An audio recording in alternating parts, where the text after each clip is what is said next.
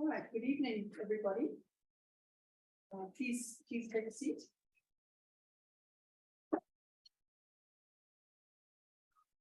All right, good evening and welcome to this wonderful occasion, the inaugural lecture of Professor Geoffrey Simate. I would like to welcome all of you here in the room who've braved the bad weather and the threat of no water, so well done for making it here. I know that there's many of Jeff's students here, so thank you for coming, but also to welcome everybody online. Many of Jeff's collaborators, colleagues, family are all online, so really wonderful to have you all here. So, inaugural lectures are really auspicious occasions in the life of a university because we're here to celebrate the pinnacle of Professor Geoffrey Simate's career. He has been inducted into the Academy and into the Senate of this university, and that means he gets to vote on the very critical and important issues that Senate votes on. And so welcome to Senate and to the Academy, Geoffrey. And of course, we're going to hear from him, and he's going to profess to us. And of course, he's going to tell us, what his research has been about, but he has to do it in a very non-specialist way, because these are general public lectures. And so we're really looking forward to that. And I'm sorry, I should have done the introductions first. So I'm Professor Lynn Morris. I'm the Deputy Vice Chancellor of Research and Innovation here at WITS. And I'm chairing this meeting and opening it.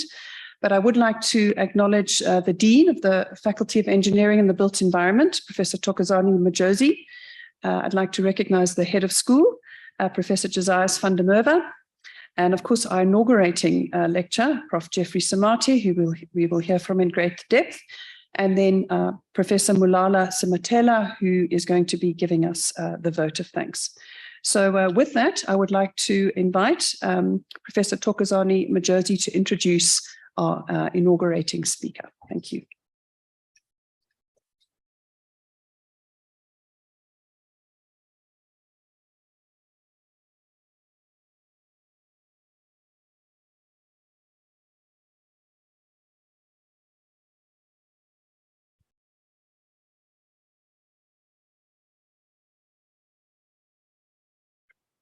Thank you, DVC.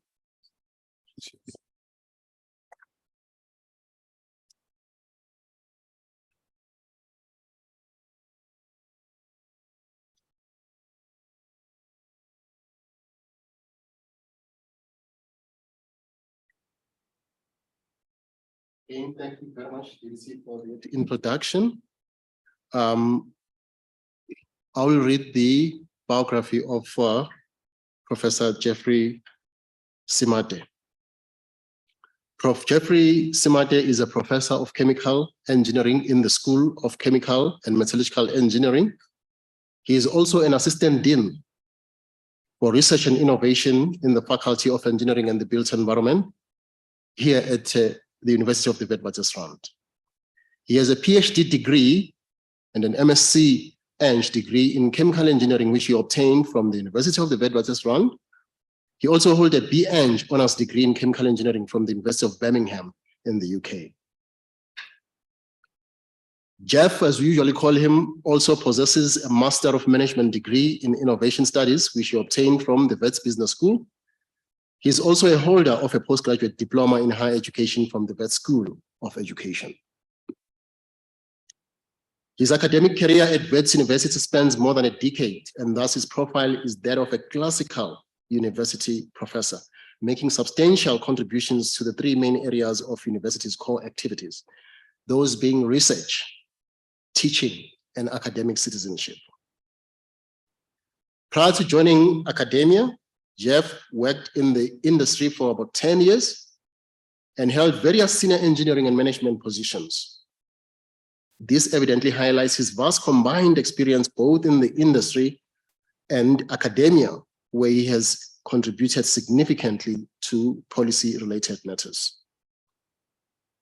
Prof. Simate is an NRF-rated scientist with extensive research experience, and he is more than convinced that researchers should not be narrowly focused, but instead be critical thinkers and be prepared to tackle socio-economic and environmental challenges at multiple disciplinary levels.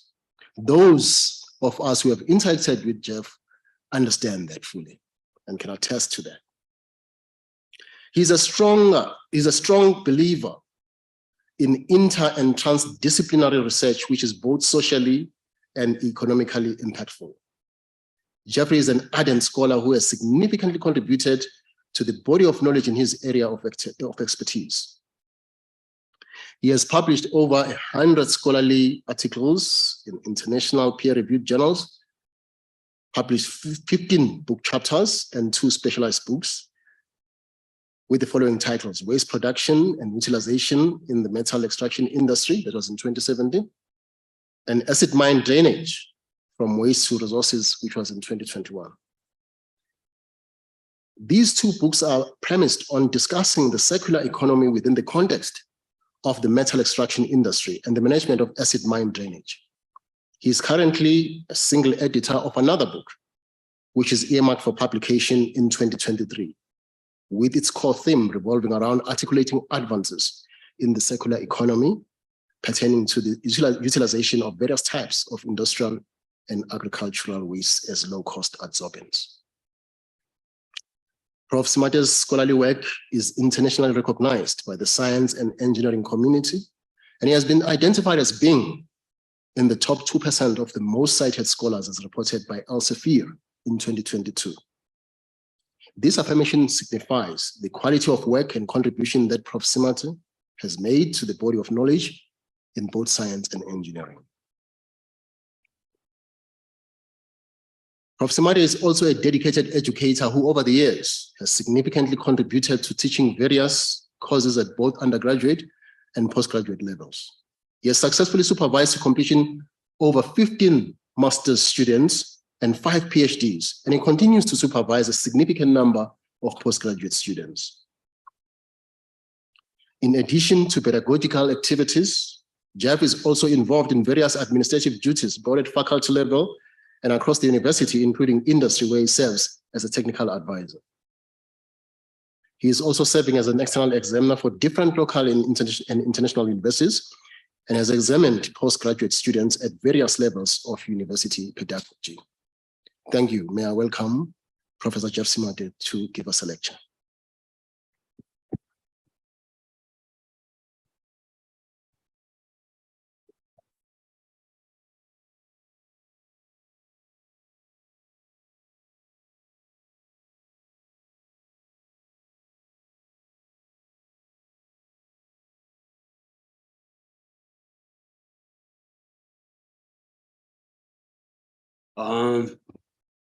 The Deputy Vice Chancellor for Research and Innovation of Lynn Morris, the Executive Dean of the Faculty of Engineering and the Built Environment, Prof. Toko Majozi. I haven't forgotten to include Built Environment, Namdi. My own head of school of Chemical and Metallurgical Engineering, Professor Vandameva. Ladies and gentlemen, I'm actually deeply humbled by your introduction, Professor Majozi, and I'm very sincerely grateful to this the recognition of my scholarly work, and that has subsequently led into this inauguration. I actually see several colleagues here in the crowd, and some of my previous students, and I'm very sure that even in my former high school friends are actually watching online, or perhaps maybe might be physically but not being seen. Thank you very much for being here. I really appreciate your coming for this lecture.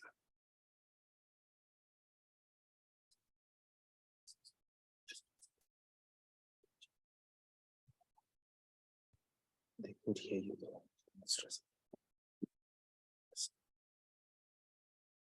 But I think to start with, before maybe I give my lecture, let me just pay a little tribute to my late parents, but particularly my mother, who has been there over the years for me. In fact, what I observed, my mother had only 2 children.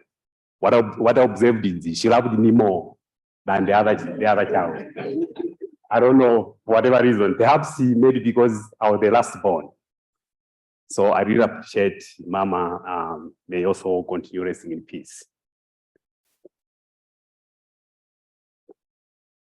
So basically, what I've done is I've structured my lecture into 2 parts. The first part is where I'll talk about the problem.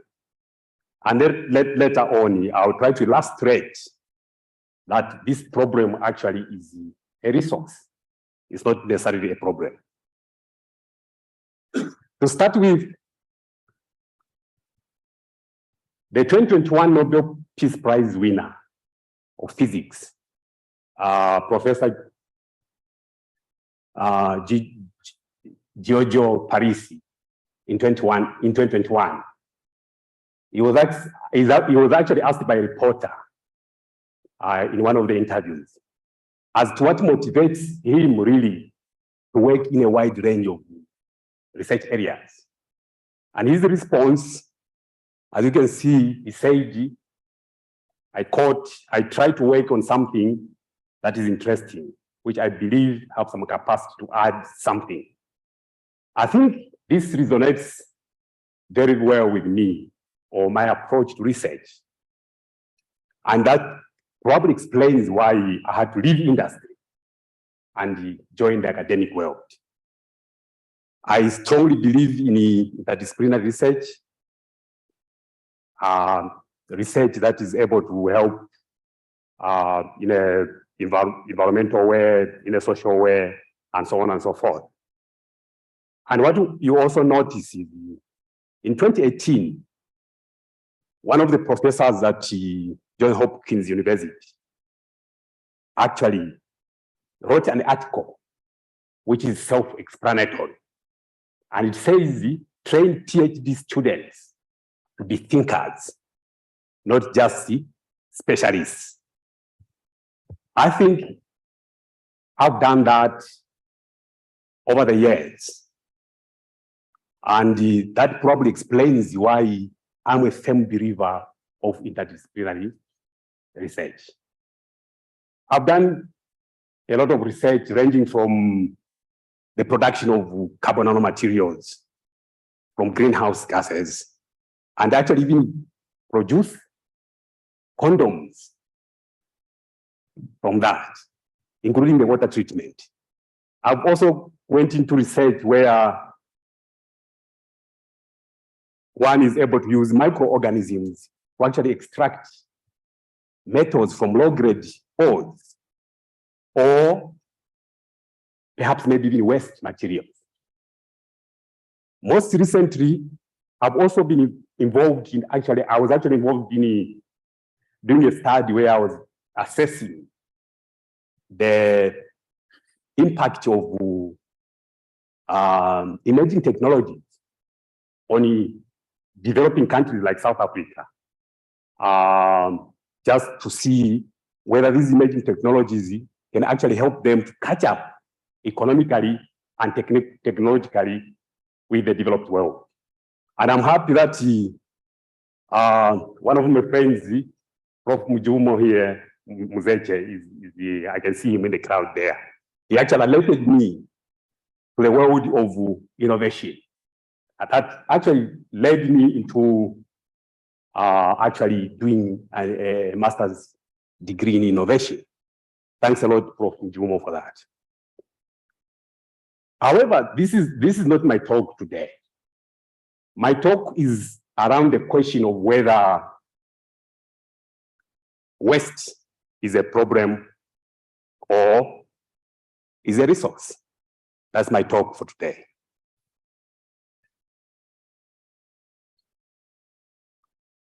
Let me start by perhaps contextualizing what this global problem that we have at the moment. If you look at the latest statistics in terms of world population, the world is sitting at about 7.9 billion people. And actually scholars have estimated that it's unavoidable at the rate at which the population is growing, such that it will, by the middle of this century, we expect to be around 10 billion people in the whole world. And again, when you look at the reports from the United Nations, the Habitat report of the latest report that is available at the moment, it actually talks of about 56% of this world population, which is almost 8 billion people, living in urban areas.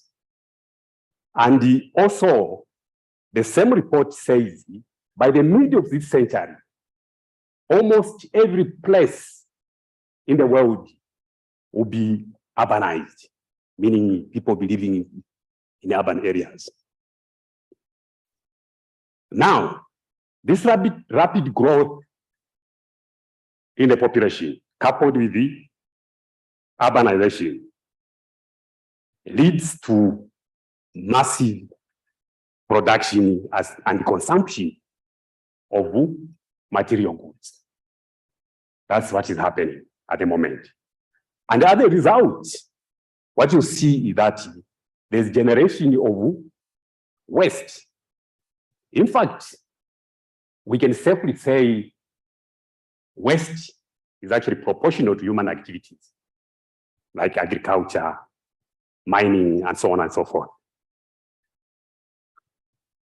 When you look at the World Bank report of 2019, it actually talks of, here I'm talking about solid municipal waste, standing at 2.2 billion, at 2.2 billion being generated annually, globally.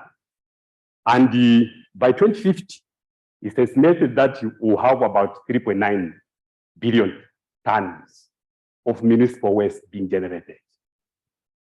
If you look at the South African point of view, a CSIR report that was written in 2020, it actually talks about the country generating about 12.7 billion tons of domestic waste that is coming from the houses, the homes. And the latest report that I looked at on the Daily Maverick, there was a July report article that was in the Daily Maverick. It actually talked of Johannesburg alone producing about 1.4 million tons of domestic waste annually. Now, when you look at all these numbers, these are very huge numbers. There's a lot of waste. And if this waste is not actually managed in an environmental sustainable way, it will lead to a lot of negative environmental effects, such as the air pollution, water pollution, and even the land pollution. So, and in a worst case scenario, this environmental effect actually leads to global warming. So there are a lot of questions that are being asked. And what you see here is the researchers and even the policymakers. They've come up with perhaps workable or non-workable solutions, such as we still need to use the traditional methods of treating waste, where we produce, we consume or use, and then we dispose. Or do we actually need new technologies altogether and the different skills to handle this waste? And what you see is many countries, including South Africa, have actually come up with their own strategic position. There are some acts, statutes, laws that actually govern the management of this waste.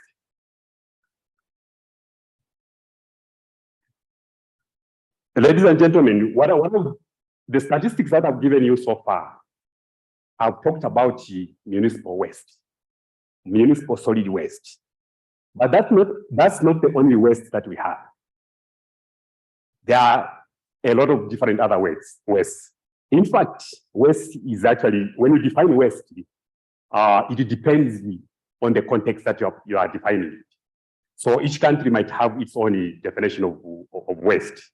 But what the United Nations Environment Program says about waste is basically any material that has actually lost its primary value. And that material could be water itself, solid, liquid, gas, and so on and so forth. So what you see here, basically, I'm just showing you some of the types of waste, gaseous waste, and I'm sure we are quite familiar with the coal-fired plant here in South Africa. The solid waste basically can actually be categorized into two forms. For example, the municipal waste, which is coming from the homes, and also even industrial waste that is coming from processes that are occurring in the industry. I think when you look at liquid waste, actually, the most common, which a lot of us actually know, is acid mine drainage.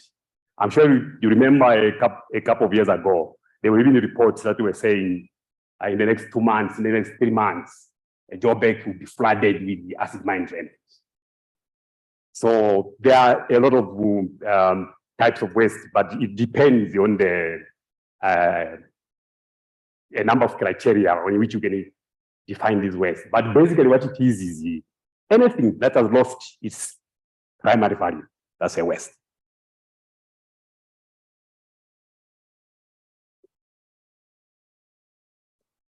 I mentioned earlier on about the extreme cases where you have these negative environmental effects. And I talked about the climate change. This is a well-known topic, well-researched, well-written, but I think it's important that I highlight a few environmental effects that are due to this climate change, so that you understand why waste, we should do something about waste in general. So what you see is that there are a lot of healthy impacts on waste that are due to climate change. There are places where it's very hot, people are dying there. It impacts also even on the agriculture in terms of the crop yield. So there are certain areas where there's no rain, and there are certain areas which are actually that get flooded. So it impacts actually on a lot of things, including forests, species of forestry or trees. We all know about the veld fires, or runaway fires that normally happen in Western Cape. Those actually are impacting on the forest in terms of its composition. The water resources also is being impacted. There's no rain, and also at the same time when it's very hot, the abstraction of water is high. So the water resource gets impacted. We know very well about cyclones that have been happening in the USA, even parts of South Africa. At some points we've had cyclones. Those are actually impacting us so much. For example, the erosion of the beaches. These beaches, as we know, for example, in Durban and Cape Town, these are tourist attraction facilities, and if they get flooded or eroded, so even the livelihood of people actually gets impacted. And also even the species and natural areas, they also get affected. For example, when it's too hot, you find that certain fish cannot live. And if you look at this diagram here, I'm actually showing a diagram of dead fish. These are dead fish which are resulting from lack of oxygen because it's hot.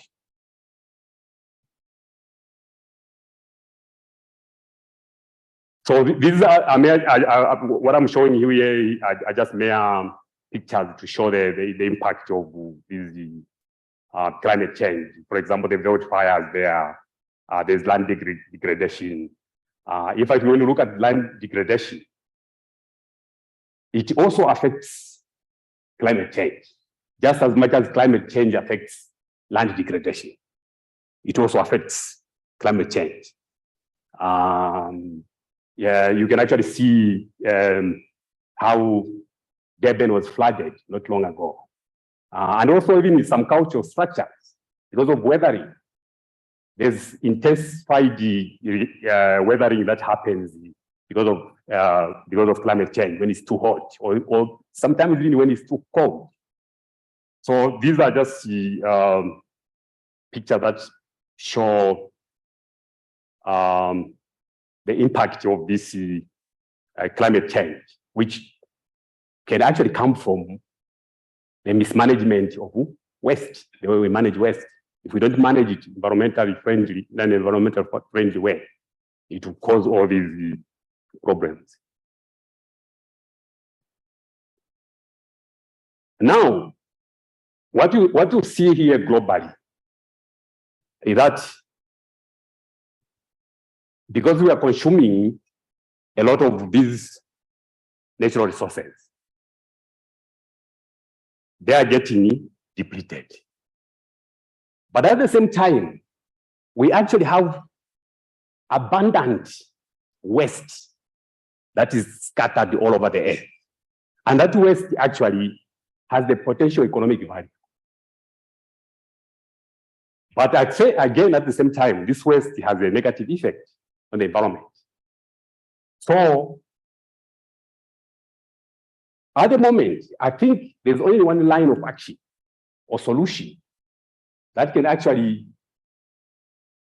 help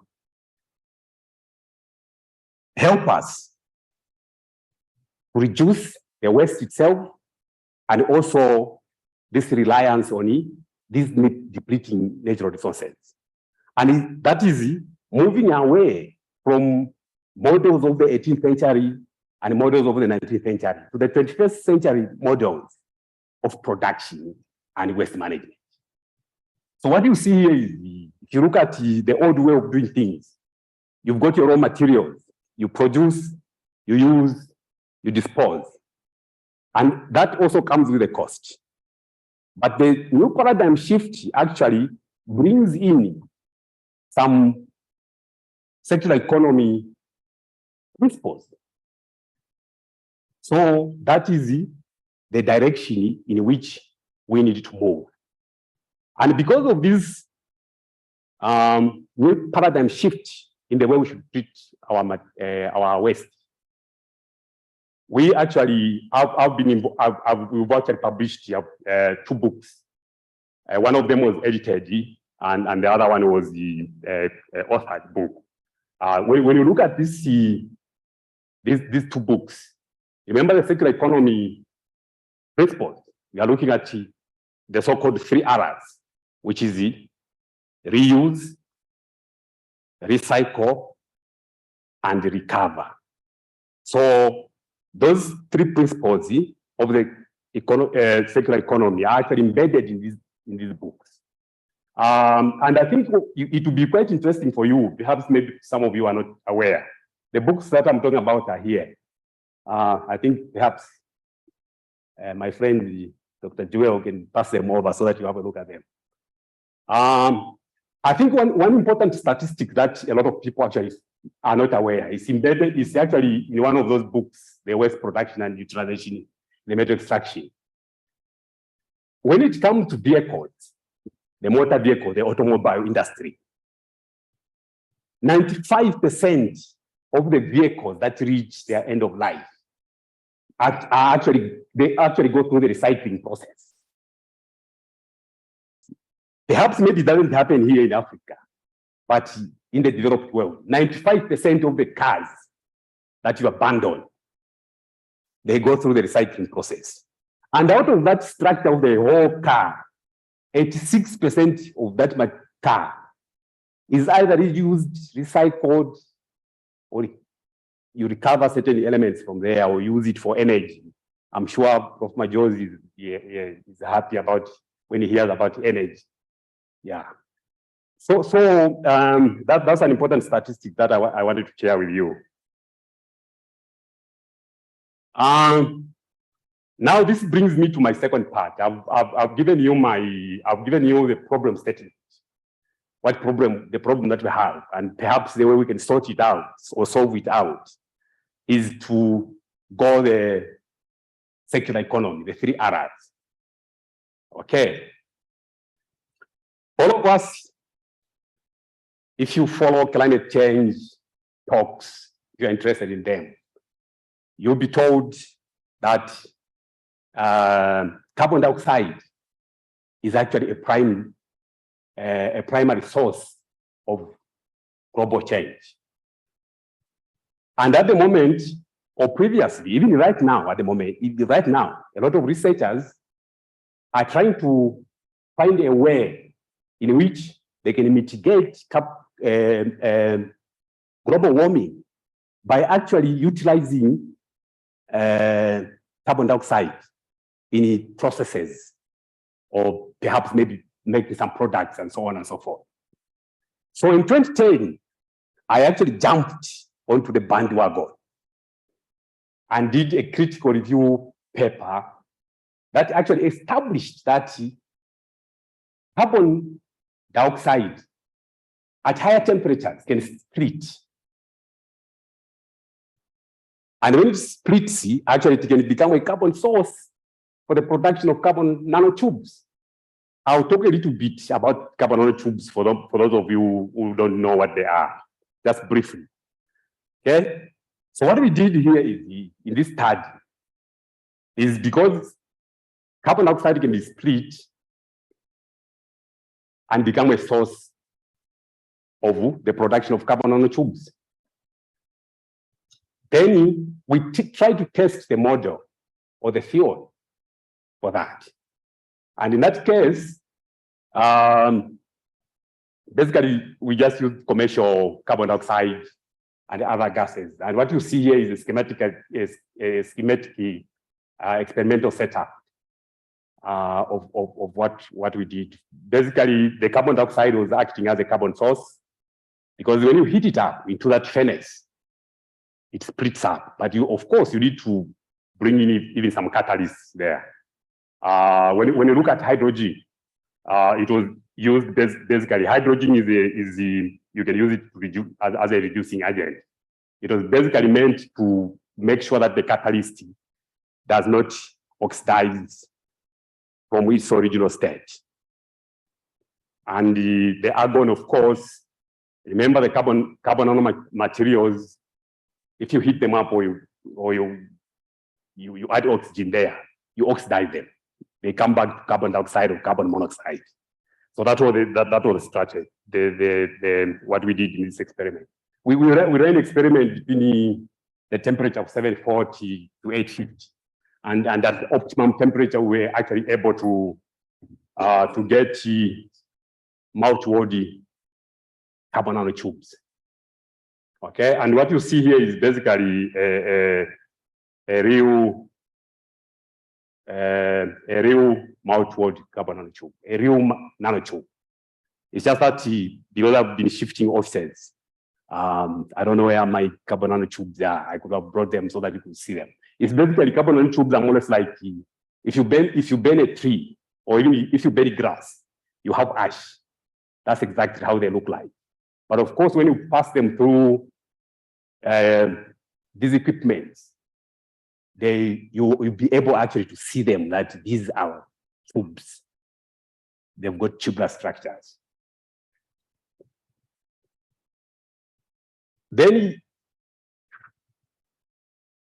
another study that we did for the production of carbon nanomaterials This was probably one of the most interesting studies, actually. It comprises of two reactors, a horizontal reactor and a vertical reactor. And basically what we did here was just to simulate the coal-fired plant operations, how the gases that come out from there.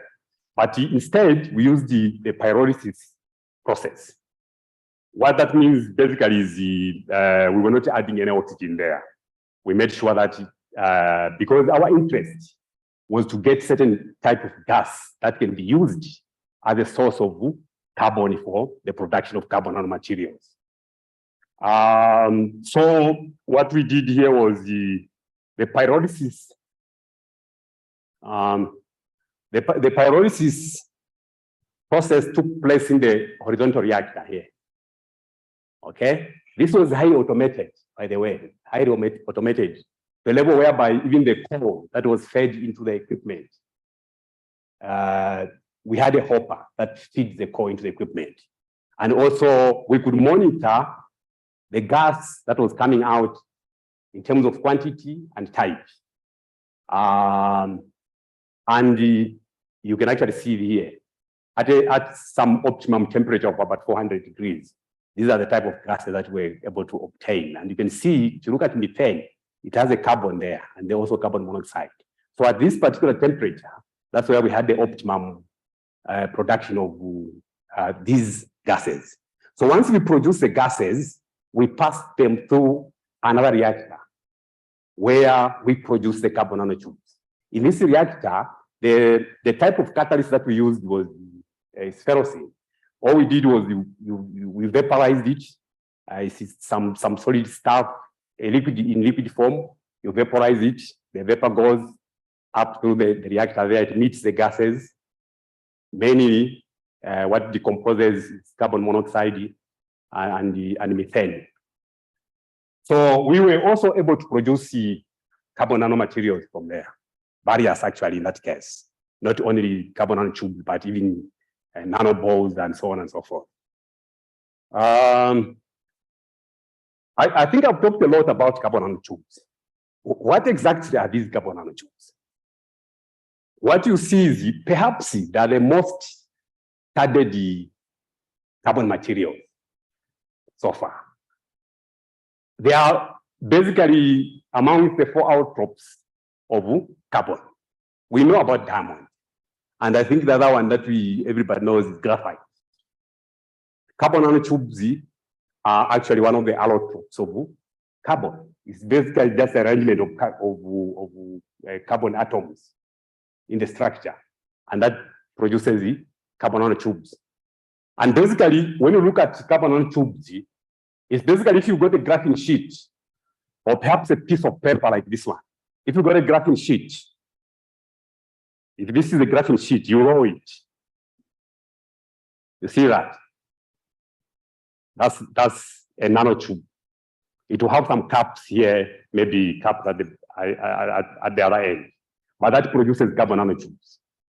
So from a layman point of view, it's basically like rolling a graphene sheet in a certain direction.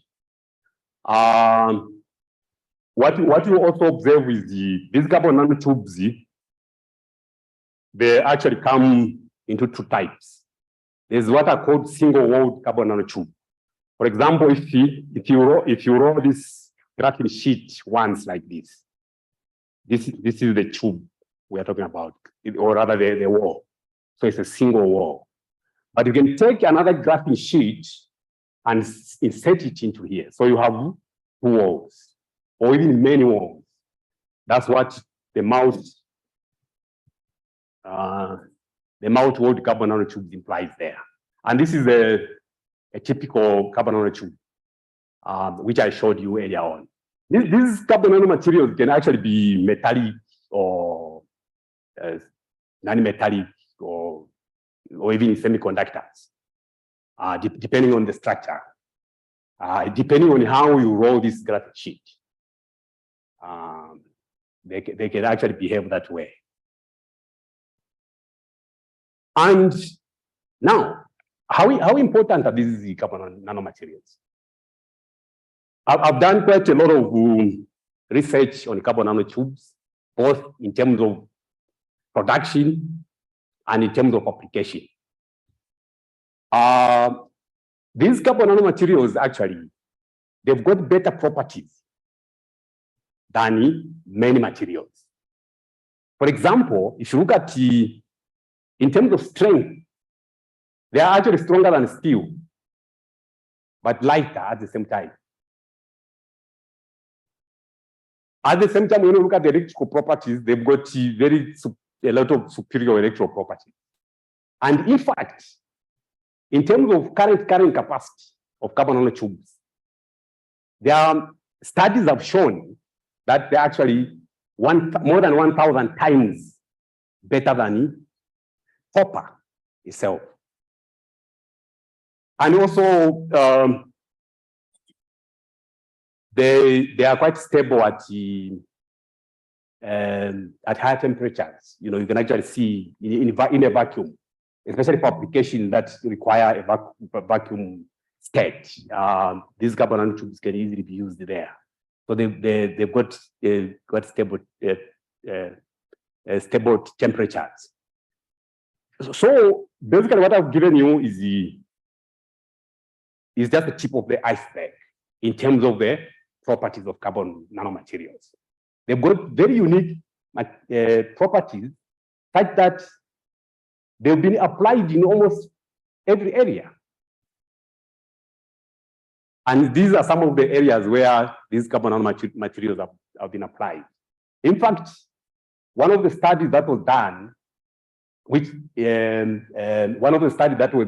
many years ago, somebody said these carbon nanotubes or carbon nanomaterials in general could help Africa. At that time, we had the Millennium Development Goals. Of course, now we have the SDGs. But it said it could actually help Africa to achieve SDGs. These carbon nanomaterials or carbon nano technology in general in the water industry. So I've done quite a number of studies in some of these areas. For example, if you look at the environment, I've written several book chapters, several invited review papers, and I've done studies in water treatment.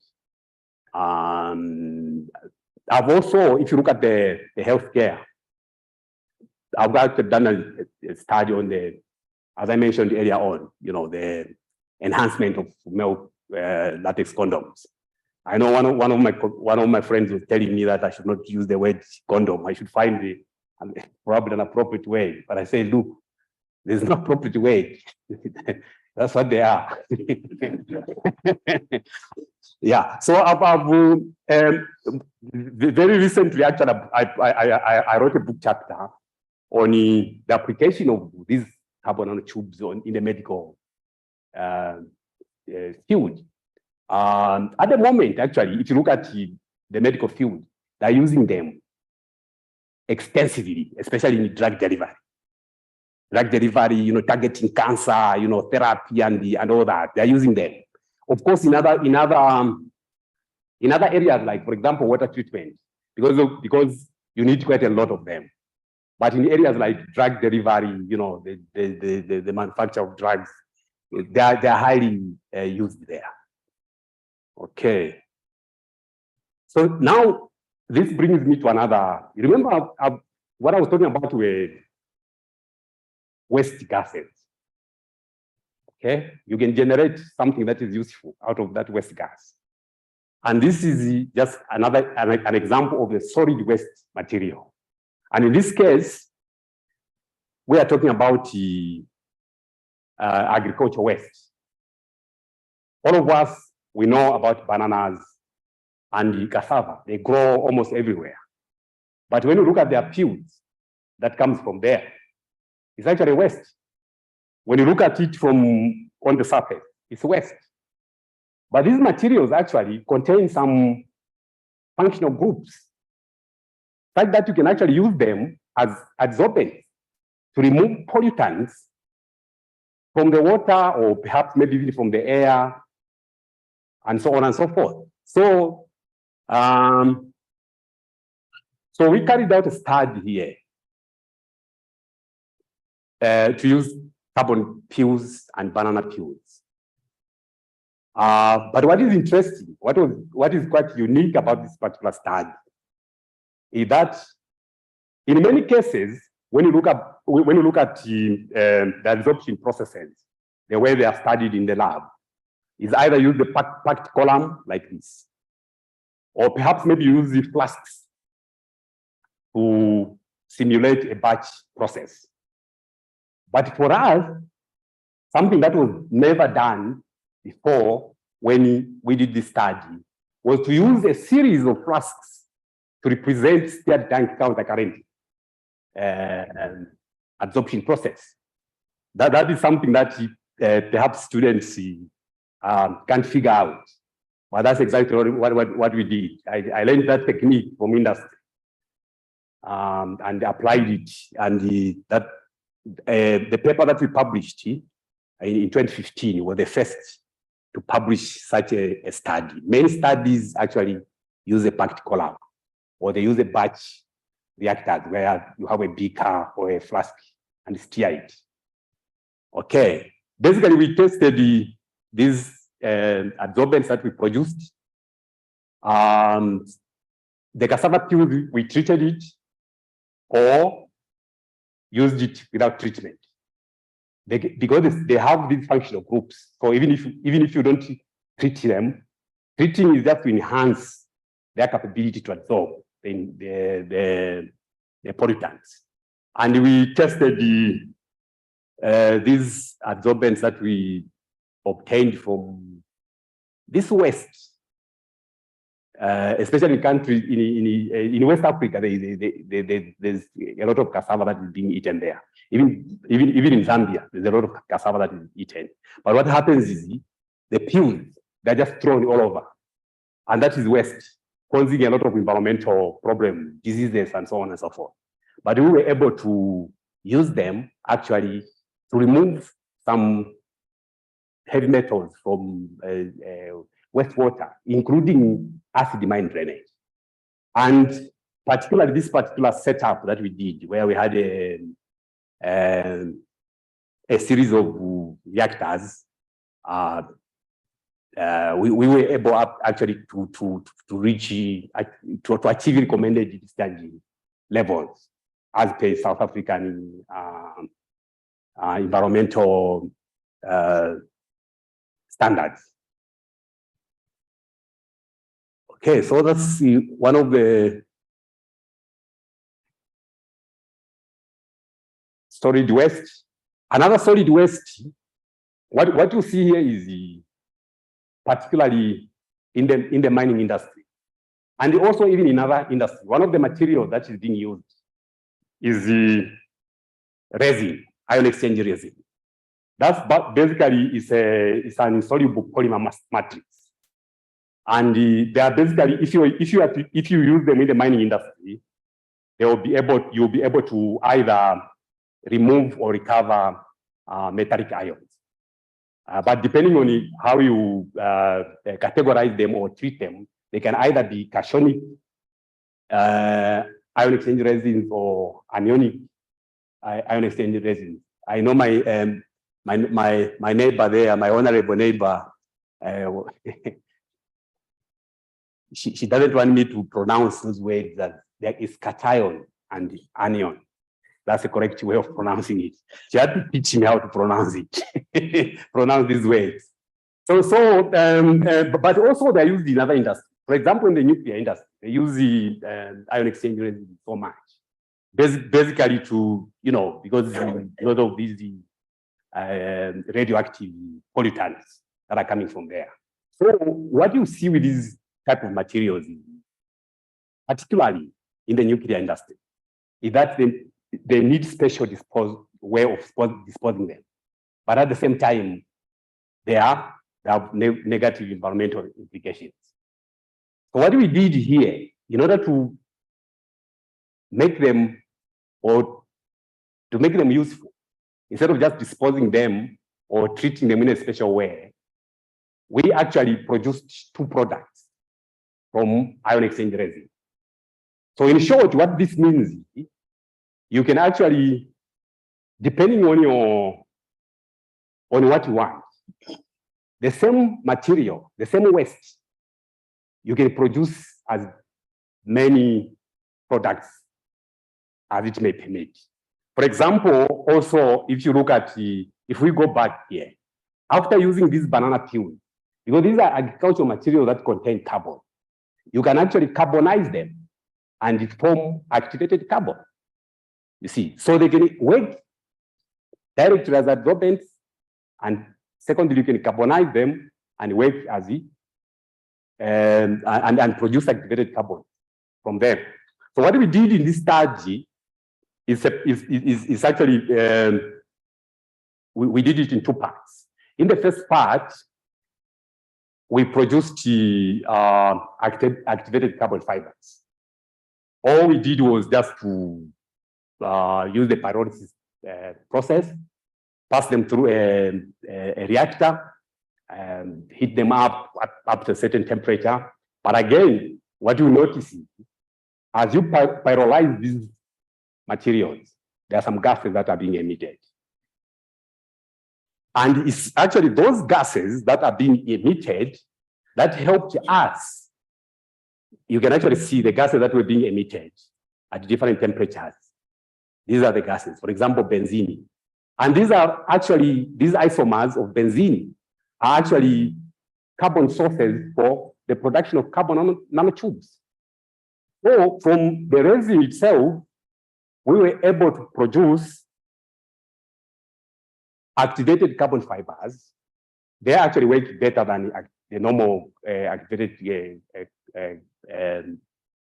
carbon that comes from coal and other materials, because they've got a high surface area. So these, if you look at them from an SEM, this is an SEM view, and if you look at them, you really, it's more or less like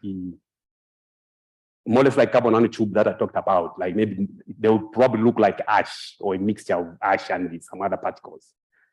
Okay, so these, we were able actually to test these activated carbon fibers using synthetic platinum.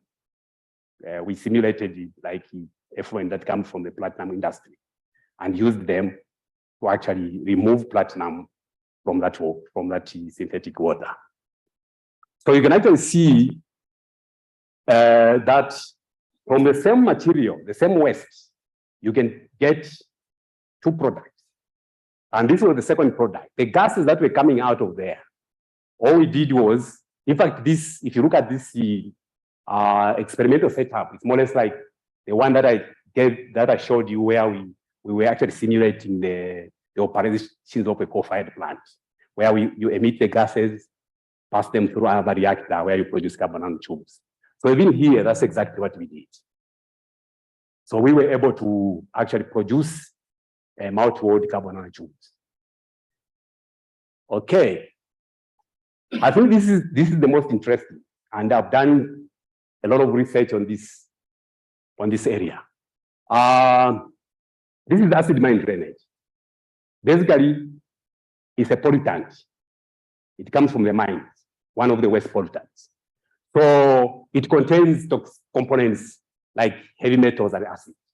At a pH of 2, it means you have so much acid in it. So what we did in this study is first we removed a bit of some metals from there, and then use this resin to actually absorb acid, and then elute it, because that process is reversible.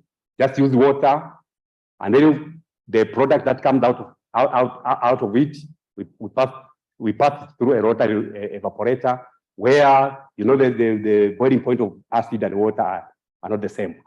Acid is sulfuric acid is about 300, whereas water is about 100. So we were able to produce water and acid from here, just from that acid mine drainage. The other study that we did, you see this acid mine drainage. it contains some heavy metals. And one of the two heavy metals is actually iron and aluminium. And when you look at the water treatment plants, they use ferric chloride in terms of coagulant, or aluminium sulfate in terms as a coagulant, alum or alum. My neighbor, I'm sure she's going to correct me at some point that the pronunciation, whether it's alum or alum. But you see that those coagulants, these are the metals that are contained in there. So all we did here is we formed a polyaluminophosphatic sulfate coagulant. First, what we did was just to reduce the pressure. I mean the pH, or rather to raise the pH, and then we were able to precipitate these metals only. And after precipitation, we filtered the precipitate that came from there. We dissolved it, and that gave us the coagulant in liquid form instead of dissolving like what happens in industry. Okay, and then we tested that on the brewery wastewater to remove turbidity and chemical oxygen demand. And what you see is we compared it with the normal coagulant. And in some cases, for example, if you look at turbidity removal, they were actually better than the normal chemical that are used in industry. Okay, so in conclusion, ladies and gentlemen, I just want to bring your attention to one of the chapters in this book that I edited. I actually wrote that chapter myself. So if you look at that chapter, it's actually talking about the use of these economic circular principles, the 3 R's. That's basically what it is. And here you are looking at this acid mine drainage as one waste, but you are able to get all these materials, all these things, depending on what you want. And this is the part of what I do as a researcher. I think it's important for me at the end here to just acknowledge a couple of people. Of course, my mother there, my kids, you can see now they're grown up. This is an old photo, so they're grown up. And of course, there are a lot of people who helped me grow in all this business. And I think one, those she's not here, is Prof. Geoffrey. I had opportunity to do my PhD 2 times, but I turned them down many years ago. But when I made a speculative, call them a speculative application, where you just send an application to the academics and say, hey, you have something. And she took me on without even knowing me. She never knew me. And when I walked into our office, when I came to South Africa, when I walked into our office, well, I didn't know whether she was a lady or she was a man. And then when I walked into there, I said, this is my, am I in the right place or am I in the wrong place? So I really thank her for that. The other people, there are a number of people actually. Sun UK introduced me to the world of nanotechnology. My neighbor there were always talking. Prof. Maledi, very good friend of mine. So she corrects me with a lot of things. One of my very good friends of mine is Dr. Waluvita, is in Delta, Texas A&M. Is one gentleman, when I was doing my master's, I gave him my thesis, my dissertation, because he's in the civil engineering area, and he tore it apart. Because there are certain things that we take for granted as the specialists that everybody understands. So he asked me a lot of questions, and that made me perhaps maybe become a good writer. I've already talked about Prof. Mujumo there, Mzeche. We did our A-levels together. I think also even Prof. Ian Jandrell, he actually trusted me in the position of assistant dean for research, even when at the time when I was a mayor senior lecturer. So, and colleagues in the school and outside the school, I really thank you for helping me. Of course, that Simate knows me. We know each other from way back. Thank you very much for your attention, ladies and gentlemen.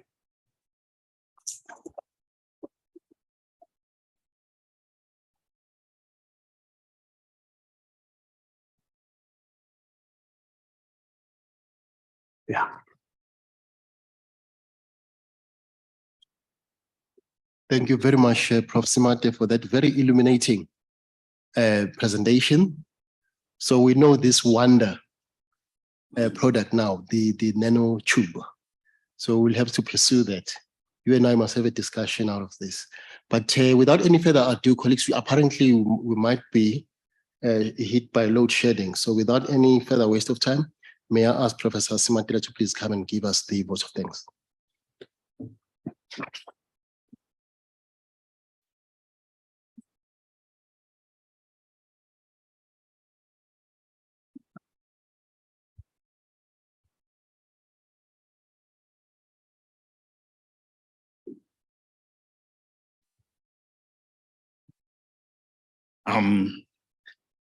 Deputy Vice Chancellor, Professor Lynn Morris, the Dean for the Faculty of Engineering and the Built Environment, Professor Toko Majosi, the Head of School for Chemical Engineering, Professor Vandermeer, ladies and gentlemen, it is indeed a pleasure for me to stand here now and give a vote of thanks for Professor Geoffrey Simate, who by many accounts, I share the name with him as I'm Simatele.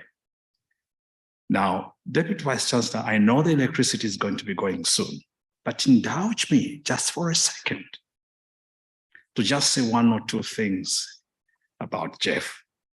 Jeff and I grew up in the same place. We come from the same region in Zambia, and we've been childhood friends. Now, Jeff always made a lot of us in the village look inadequate because he's one of the young gentlemen at the time when we were growing who was brainy more than the rest of us. When we had problems with the, some mathematics and certain equation, he was the person we went to for help. And Jeff being Jeff, before he helped you, he had this huge laugh. And those of you who know Jeff will agree with me that you don't have to miss where he is. So he would have this huge laugh. And it was always interesting, Deputy Vice Chancellor, when we went to the Zambezi River to go and swim, would get into the river, he would be the last person to join us because he needed to take notes and observe who's where, what are we doing, always with a pen and a paper. And only later in years that I knew that this colleague started professing way back before we even went to high school. I remember, Deputy Vice Chancellor, in class in primary school, Jeff arguing with the teacher over a mathematics equation. The answer was correct, but Jeff was not interested in the answer. He was interested in the process to get to the answer. And I still remember that argument. I can't remember exactly what it was about, but it was about the process. And eventually, the teacher said, you are correct, but you are too early to know the process. But that is the kind of colleague that we have today. And I said he made us look inadequate and such that, from primary school, he went to one of the finest schools in our province, St. John's. And only the finest of the finest ended up there. From there, he was too much